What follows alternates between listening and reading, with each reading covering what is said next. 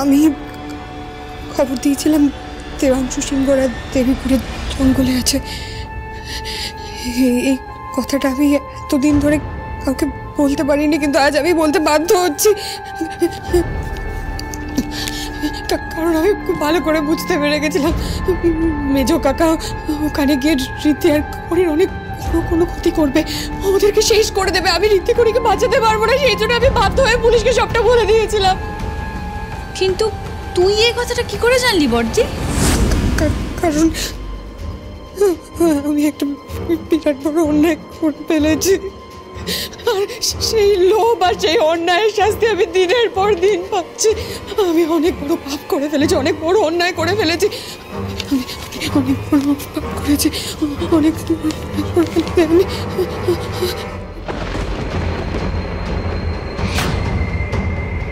কিসের পাপ? হ্যাঁ, কোন পাপের কথা বলছিস? কি করেছিস তুই?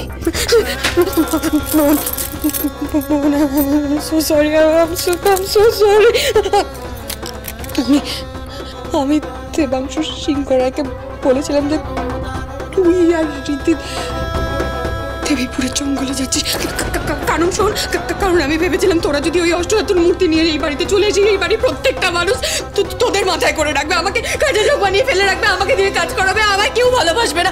আমি সেই জেলে আছি, সেই ভয় থেকে আমি জাস্ট বলে দিয়েছিলাম যে তোরা দেবীপুরের জঙ্গলে গেছিস। আমি এই বাড়িতে এই মূর্তিটা নিয়ে আসি, এই বাড়ির প্রত্যেকটা মানুষ যেন আমায় ভালোবাসে, তোদের মতো আমায় প্রায়োরিটি দেয়, আমায় মাথায় করে রাখে। আমি বলেছিলাম মেজো কাকাকে যাতে তোর আর ঋদ্ধির গায়ে যেন একটা আচরণ না লাগে, কিন্তু আমি বুঝতে পারিনি এত কিছু হয়ে যাবে, সবটা এইভাবে ঘেটে যাবে, সবটা শেষ হয়ে যাবে, এত বড় বিপদ নেমে আসবে আমাদের পরিবারে। দেখুন, ওদিকে ঋদ্ধি আর খড়ি কিন্তু ওই মূর্তি উদ্ধারের জন্য অলরেডি রওনা দিয়ে দিয়েছে। সেই সুযোগে আমি আপনাকে এই নিউজটা দিতে এখানে এসেছি। আপনি ওদের আগে পৌঁছে ওই মূর্তিটাকে ওখান থেকে সরিয়ে দেবেন।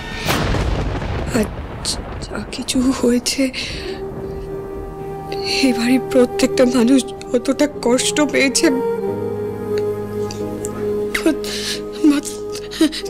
তোর যে এত বড় ক্ষতি হয়েছে, এই সব কিছুর জন্য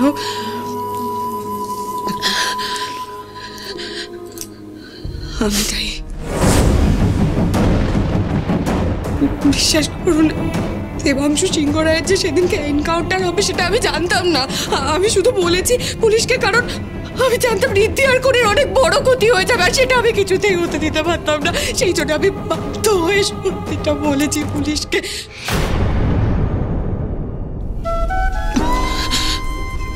মা, মা,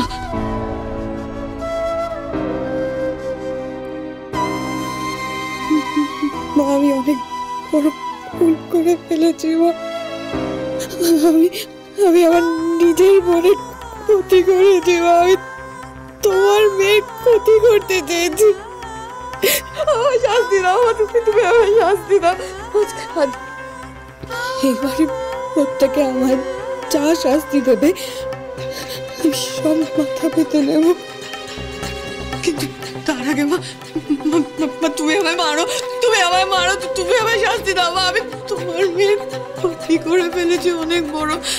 আমার এই অন্যায় আমাকে রোজ প্রত্যেকটা মোমেন্টে কুড়ে কুড়ে খাচ্ছে, যন্ত্রণায় শেষ হয়ে যাচ্ছে আমার ভেতরটা। আমি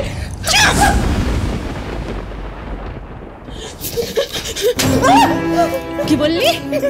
কি বললি? কি বললি? বল, কি বললি? কি বললি? কি বললি? যন্ত্রণা করে করে খাচ্ছে। যন্ত্রণা তো দিয়েছিস আমাদের, আমরা শেষ হয়ে যাচ্ছি, সর্বনাশ হয়ে গেছে, সর্বনাশ।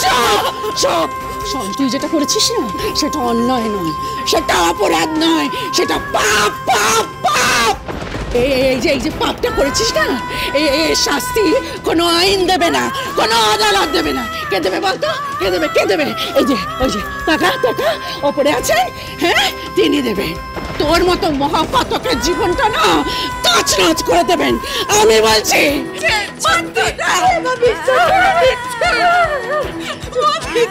প্রত্যেকটা মোমেন্টে শাস্তি পাচ্ছি, তুমি বিশ্বাস করো। আমি যে পাপ করেছি, আমি যেটা ভেবেছি তার জন্য প্রত্যেকটা মোমেন্টে শাস্তি পাচ্ছি। আমি ভেবেছি আমি এই বাড়িতে এসে রাজরানী হয়ে থাকবো, সবার ভালোবাসা পাবো, সবার মনে রাজরানী হবো, কিন্তু আমি কিচ্ছু পাইনি। আমি ভালোবাসা পেয়েছি না, সংসারে খুশি আনন্দ সুখ কিচ্ছু পাইনি। বা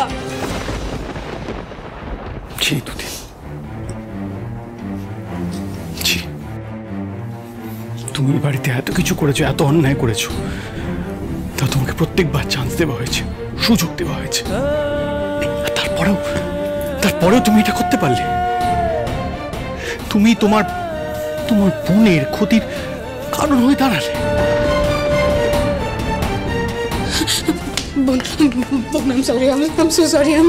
আমায় ক্ষমা করে দে। আমি জানি আমি যা অন্যায় করেছি তার কোনো ক্ষমা হয় না। ক্ষমা করে দে বোন, আমায় ক্ষমা করে দে। আমি করবো না, ক্ষমা করে দে, ক্ষমা করে দে প্লিজ। আমার সত্যি ভালো করতে চাই, সুযোগ দে।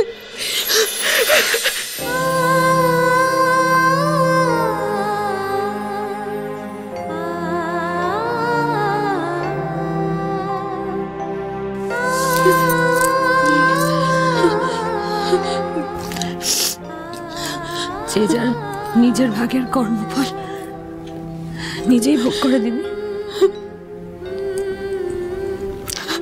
ঈশ্বরের কাছে কারোর ভালো খারাপের হিসেবে কোনো গড় মিল হয় না। ওনার হিসেব খুব পাকা। আমি তোকে কি শাস্তি দেব বলতো? আমি তোকে কোনো শাস্তি দিতেও চাই না। তুই তোর কাছে শাস্তি নিজেই পাচ্ছিস।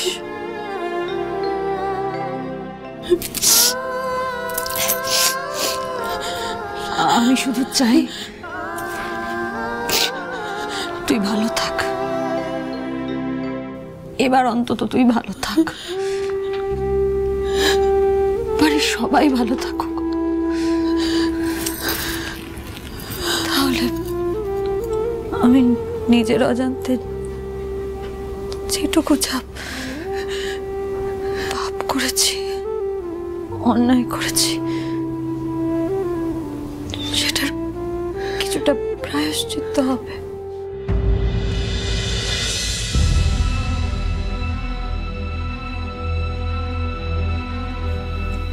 তোমারও কিন্তু আজ খড়ির কাছে ক্ষমা চাওয়া উচিত। ময়না, তুমি যে অন্যায় করেছো তার জন্য ওরা কি ব্যবস্থা নেবে আমি জানি না, কিন্তু আমি তোমাকে কোনোদিনও ক্ষমা করবো না। মা, তুমি এইরকম একটা নোংরা কাজ কি করে করতে পারলে বলো তো? আমরা সত্যি বিশ্বাস করতে পারছি না। জাস্ট ফর নাথিং, শুধুমাত্র একটা মিসআন্ডারস্ট্যান্ডিং এর জন্য তুমি এইরকম একটা নোংরা কাজ করলে মা। আমি জাস্ট ভাবতে পারছি না।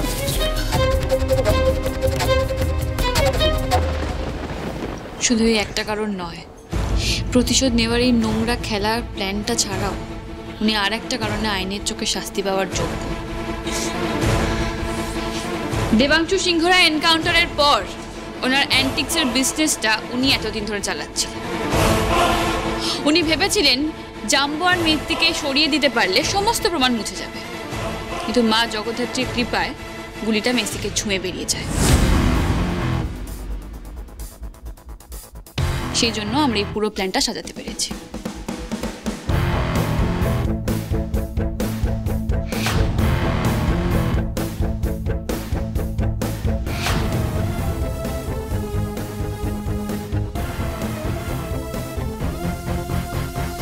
পুরোটা সম্ভব হয়েছে অনেকটাই তানির জন্য। ও যদি ঠিক সময় এসে না পৌঁছতো তাহলে আজ আমি বা ঋদ্ধিমান বাবু কেউই আপনাদের সামনে দাঁড়িয়ে থাকতে পারতাম না।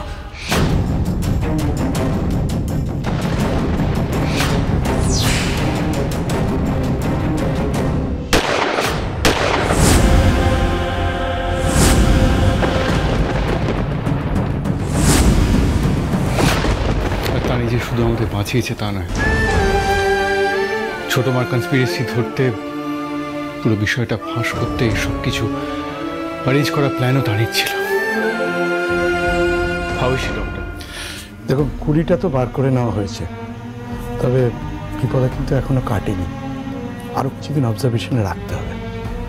ওকে, do what you have to, but just make sure she is on her fit.